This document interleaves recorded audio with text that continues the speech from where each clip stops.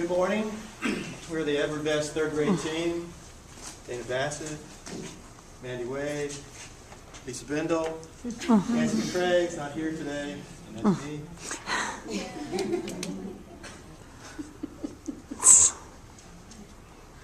And for our group, our third grade level, for our PLC, we are reading and working with the book Guided Comprehension, a teacher's model for grade 3 through 8. And we're currently using this book, and we are focusing on the skill of summarizing for this, for our PLC. Just a word on this book. I don't know, has anybody read this book or using this book? This book's a really good book. It takes the guided reading process and it breaks it down into all the different steps. The teacher guided, the direct teacher instruction for the whole group, all the way down through your small group instruction to individual student practice. It has lots of activities for all the different comprehension strategies that we use. This book is about half text, and then the other half of it is the strategies and instructions and all the templates that you need. Based on previous assessments, such as the EOG sample test from our North Carolina test maker program, the data showed summarizing was the skill we needed to target most. We decided to do a unit study to help focus on this skill, and the way we focused, we all used the same book, The Great Kapok Tree. And this is just one activity that we've done with summarizing. I don't know if everyone's familiar with this book, but it's a great book, and it's so easy to integrate all throughout the curriculum with this. It's The Great Kapok Tree by Lynn Cherry, and it's a tale of the Amazon rainforest. So because the entire setting is the Amazon rainforest, we started the unit with like a KWL and kind of just see what kind of prior knowledge the kids had of the rainforest. And when you first open the book, it's a really good map of the rainforest around the world. So we used our technology card and we researched the Amazon rainforest, came up with some facts about it before we began reading, and looked at where the rainforests are found all over the world. And of course this book centers on the Amazon. And we looked at the different animals of the rainforest and just did a little background before we began the book. And then, as you see, this book is full of great pictures. But the main idea of the book basically is about a man that's going to cut down a tree in the Amazon rainforest. And when he takes a nap, he's visited by many animals of the rainforest, and they come down and they tell him reasons why he should not cut the tree down.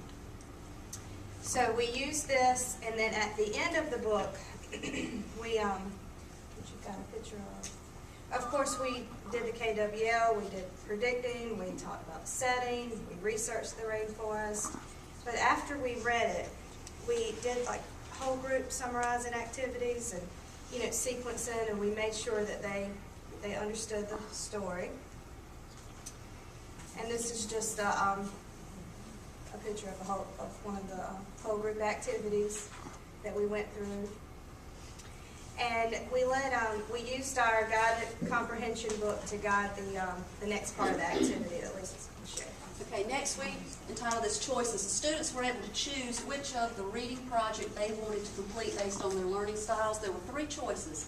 There was a flip book, story cube, and narrative pyramid. And this, let me show you. Yeah. That is the flip book, and what it does is it's asking them the who, what, when, where, and they were able to comment on the summarizing portion and draw a picture. So if that was something that they specialized in, that was one of their choices. The other was the summary cube, which they were taking the summarizing that we did from the story and placed it on a cube, and then we folded that. And the other one was really challenging. This was the narrative pyramid, and this actually, it starts with the character's name, but then each line, it tells you what you're supposed to put. 2 words describing the character. The next one, 3 words describing the setting. Each one tells you how many words you can use for what it's asking for, so this was a bit more challenging. Like we said, yes, and the this allowed the kids to have some choices on what they wanted to use, which you want to give them choices at certain times. So we've got some pictures of them working on the 3 projects. And of course, we presented one project at a time, and we told them just to think about it. We talked about what we would expect from each one, and gave them some time to really think which one they would rather do.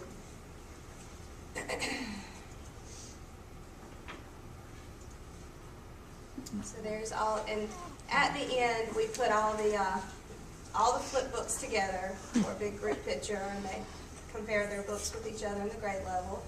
There's the narrative pyramids, and then the story cubes, which more people chose the cube, but not surprising. Whenever we read a story or use a read aloud, we try to integrate it with all the subjects. We use science and technology and social studies. We researched the Amazon rainforest on the internet, and we did the KWL chart. The kids came up with all kinds of questions about the Amazon and how it related to us. And we studied the climate, animals, and location of the Amazon rainforest. We used a world map to show where the rainforests are located and how they are south from us. And even in social studies, we talked about how recycling, we could help our environment, and not planting more trees would help our environment. We talked about that as well. Where is the Amazon? And they had a world map, and a lot of kids forgot we have 7 continents. So this helped them know that we live in North America, and the Amazon rainforest is in South America. Yeah, and this was a follow-up activity we did after the summarizing. Why this works. It integrates key subjects such as reading, science, writing, geography, and technology. It is an easy way for the students to grasp the skill of summarizing, just focusing on those key points. It allows them to choose based on their individual learning styles. Most importantly, it made learning fun. And we have a little music for you to think about the rainforest.